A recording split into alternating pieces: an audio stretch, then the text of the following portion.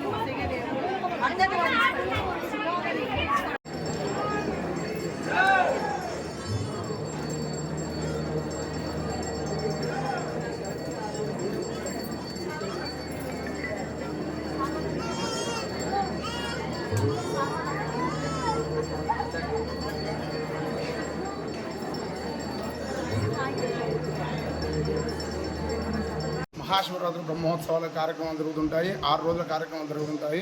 ఇక్కడ ముందుగా విఘ్నేశ్వర పూజ, అదేవిధంగా పుణ్యాహవాచనం, పంచగవ్యము, తర్వాత అంకురారోపణ, అఖండ దీపారాధన, వాస్తు పూజ, ఇవన్నీ పూజా కార్యక్రమం ఒక రోజు జరుగుతుంది.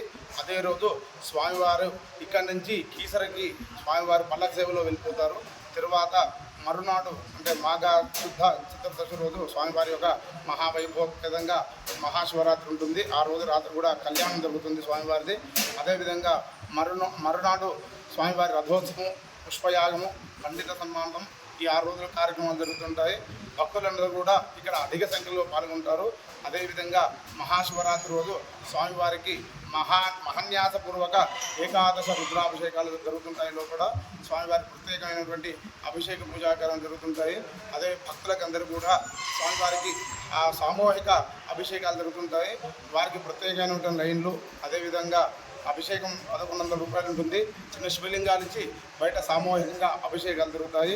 అదేవిధంగా స్వామివారికి ఎవరైతే తమ కోరికలన్నీ కూడా అనుకుంటారో ఆ కోరికలన్నీ కూడా నెరవేరుతాయి.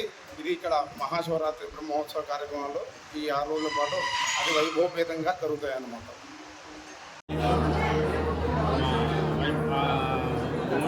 ఎంపీపీ హారికం ఈరోజు కీసరగుట్ట దర్శనానికి వచ్చి ముందుగా ప్రపంచవ్యాప్తంగా ఉన్న అందరికీ శివభక్తులకు శివరాత్రి శుభాకాంక్షలు.